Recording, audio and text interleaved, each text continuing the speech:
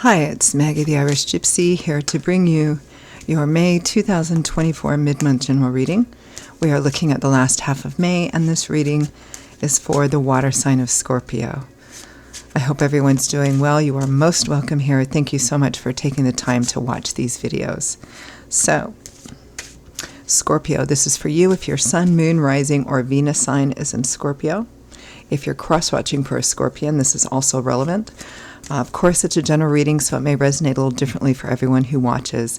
So if you know any or all of your other sign placements, sun, moon, rising, or Venus, watch those as well for any additional insight or perspective they can provide. Now, if you feel like something really hits home, it really resonates, and you'd like to peel the curtain back, perhaps take a deeper look,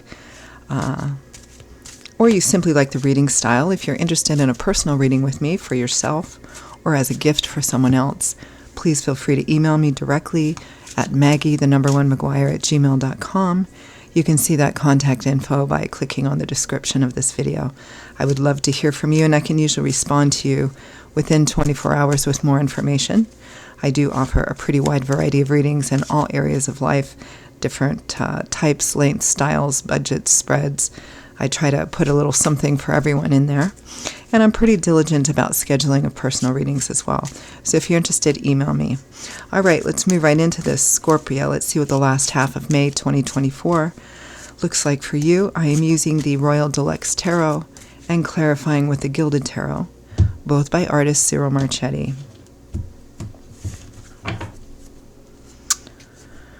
Okay, Scorpio, we begin with the Five of Wands. A little conflict, argument, competitive energy. This could be internal conflict, it could be external conflict with someone else or other people, or it could be a combination of both. Eight of Wands, action, communication, travel, movement. This could be kind of, there's conflict here about perhaps how to proceed or what action to take in a certain direction. For some of you, this might be as clear-cut as, maybe there's some travel involved if you want to go on a trip or something like that, and there's some kind of conflict or disagreement about that, or competitive energy about that as well. Others of you, it may be just internal conflict about what direction to move in.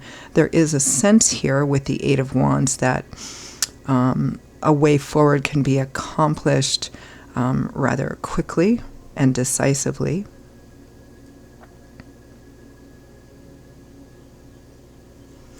Next, we have the Two of Cups, soulmate, kindred spirits, best friends, a connection or relationship with whom you have kind of a karmic connection with that person, meaning that there's reasons, a karmic reason and opportunities for growth for both you and the other person, regardless of the nature of relationship. It might be best friends, it might be romantic, it might be, a close or best friend that wants to elevate to something more romantic, but someone you have that kind of connection with for the purpose of growth and evolving. With the Two of Cups, we have the Eight of Swords, but you feel a bit stuck here. This is a card of feeling like your hands are tied, feeling like you've gotten yourself in a situation that you can't get out of because of external influences, or the external challenges are too difficult. Because Swords is governed by the element of air, which governs this, our intellectual landscape, our mind, which is our belief system, our ideologies, our perspectives and perceptions, because that determines what we tell ourselves our reality is and how we react to that reality. So the multiple swords here can represent ideas, ideologies, challenges and issues that you may face that you think you can't overcome, you can't free yourself from the situation. But the only thing that's holding this person back or keeping this person in this situation is that idea, that ideology or perspective in his or her head that says, well, I can't because of this, and I can't because of that, and I can't because of the other thing. It may be that you're in a relationship that needs to come to an end, but you feel you can't because of the connections you have, perhaps of, practical considerations. For others of you, this is a general reading, right? So the exact details and intensity will vary. Others of you, it may not be that the relationship needs to end, but there's some kind of conflict and disagreement on how to proceed moving forward. For others of you, the conflict could be about another area of life, and one in which you feel held back by a relationship or connection to somebody else. Next, we have the moon. A lack of clarity, the way is not clear. You may feel uncertain and confused.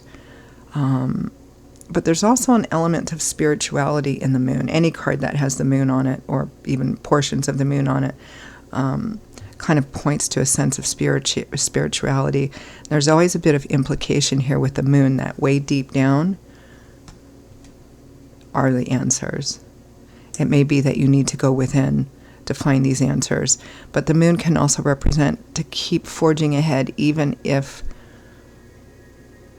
it's not entirely clear, to not give up. The Seven of Wands, not giving up, defending, protecting, standing your guard.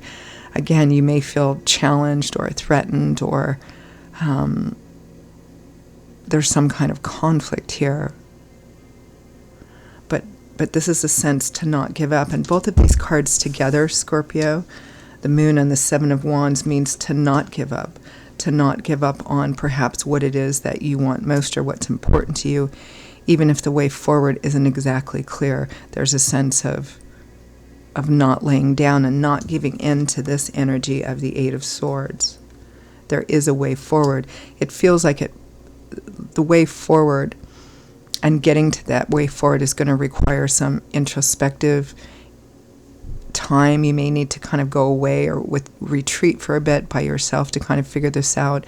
And it feels like the way forward is going to be a combination of balancing your intuition with practical steps of what to do. Like, your intuition will tell you what you know is the best way forward, and then the practical part of you is, okay, let's make a plan, a reasonable plan, and move forward on this. From the bottom of the deck, the overall energy and focus is the Three of Wands. So this is about expansion. This is about growth.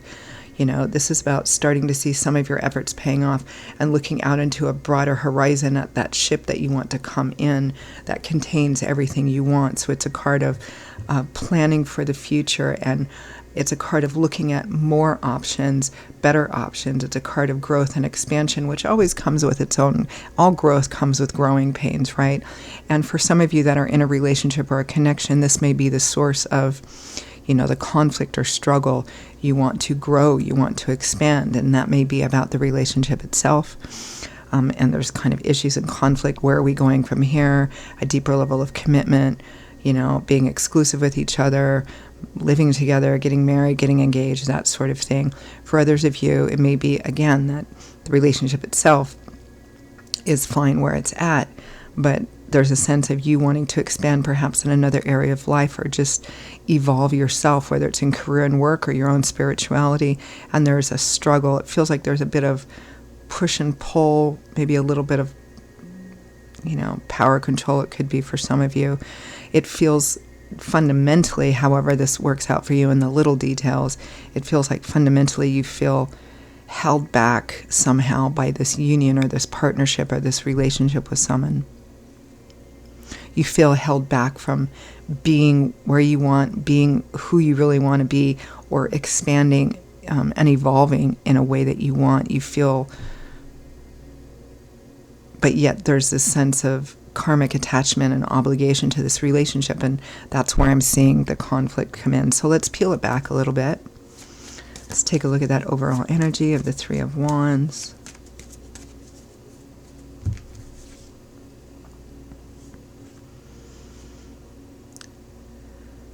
Judgment and the Three of Cups. So Judgment is a crossroads, a choice that needs to be made, and the choice will have significant repercussions, could even completely change your life path. You're being called to act, called to make a decision. The Three of Cups is a card typically of community and celebration and your tribe, positive social connections in your community. It may be that some of you have an opportunity within a community, an opportunity to do more, an opportunity to be part of, an opportunity to grow something. And again, the conflict is is in a personal relationship or connection that you have feeling held back. And it may be that the life in this community or in this project or whatever it is may conflict with the kind of life that you have with your partner, and they may not agree with it. They may think, well, if they don't want to be part of that with you, then it causes a separation and divide, and hence the conflict.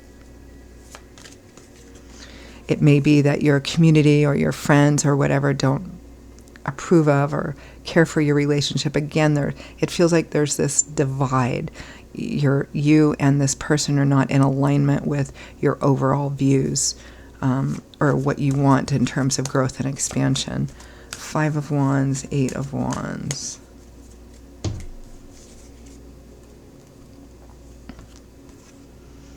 Knight of Swords, the Fool, and the Chariot. This is all about charging forward on a new path, on a new discovery. The Fool has the 0 on his card because the Fool is the very first major arcana card.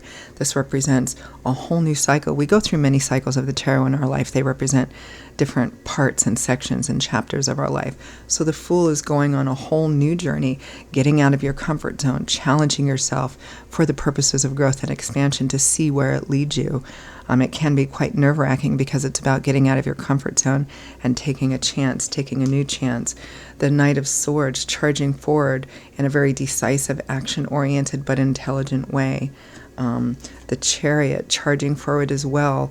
It's a card of winning through sheer perseverance, determination, and willpower. There is a bit of cautionary energy here to be careful about how you proceed and not just rush forward foolhardily, right? It feels like perhaps you may need to take some time to kind of go within and think about how to move forward with this. I also feel like communication is coming through as something being strongly needed. Open, clear communication with this person that you have a connection with. Let's take a look at the 2 of Cups and the 8 of Swords.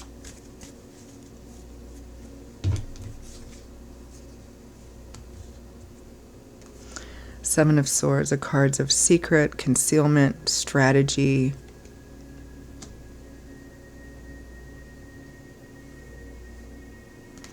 The Hierophant, the norm, the tradition, the tried and true way. I actually feel quite a strong connection with this Hierophant to that 3 of Cups. An organization, a group, your community, a church, something like that. The 7 of Swords and the Hierophant is kind of like, they can be sometimes a bit in conflict with each other, can be about bucking the system, or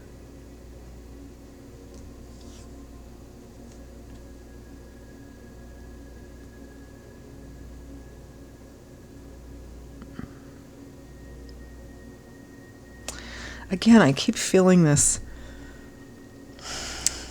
sort of separation and divide between you and a partner, a relationship, a connection.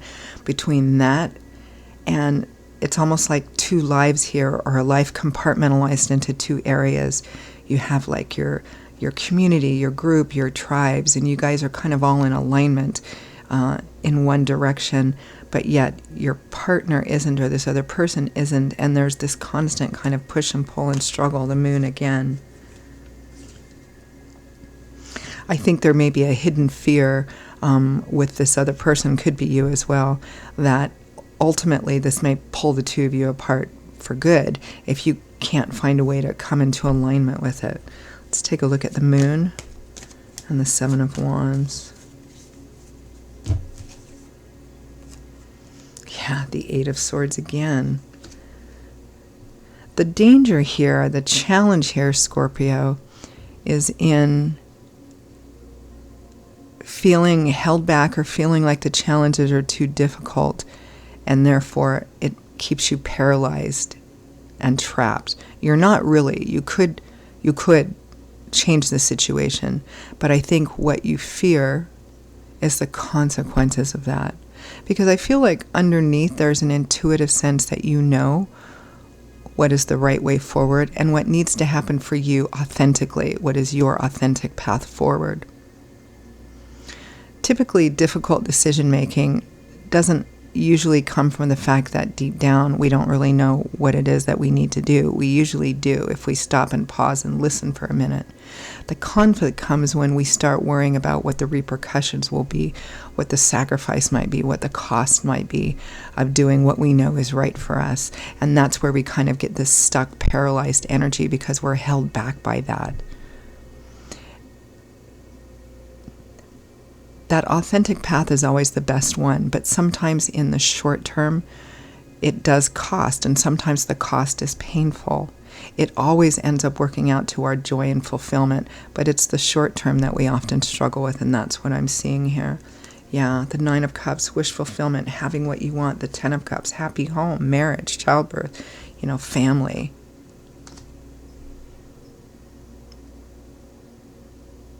And the 9 of Wands, feeling discouraged, feeling tired, feeling like giving up. Giving up here, I think, would just mean compromising what you feel is right because of this relationship. And I understand the fear. I think we all kind of go through this. Most of us do anyway, Well, what if I do this and this ends up, and the cost is that it costs me this relationship or something else? Well, in the short term, that can be difficult. It's something we have to move through and heal from. But then by doing that, it sends a message not only to the universe, but to us. And that always gets validated later on. If it's the relationship, then there's a better one for you with somebody that's more in alignment, that sort of thing. So let's end with some advice, guidance, feedback from Spirit.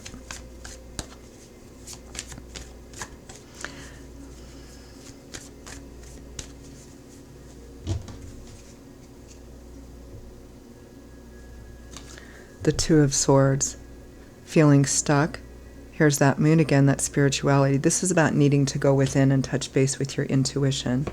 The Lovers, the 2 of Cups again, and the Lovers, yeah. So there's a relationship central here. And again, it feels like the two of you are not in alignment.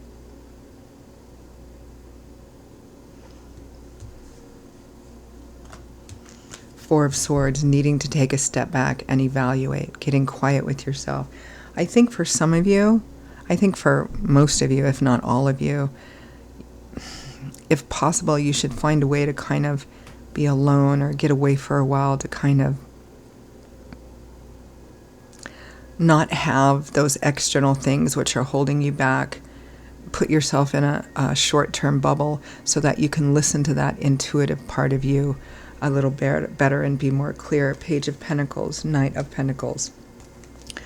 Spirit is supporting growth and expansion here, but here they're saying in order to move forward in the best way to move forward is to combine and to balance the intuitive with the practical, meaning deep down you know what the right way is forward for you as an authentic individual, to stay true to yourself.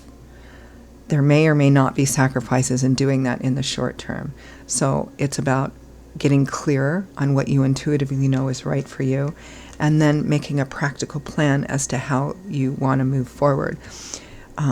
If you're afraid that it's going to have a negative effect on your practical or material life, then you need to make a plan and not just rush off and do something impulsively.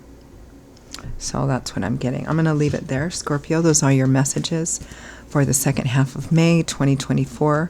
I hope that for those of you for whom it resonated, that it was helpful for you, that it was clarifying or gave you perhaps a different perspective to think about in your decision-making moving forward.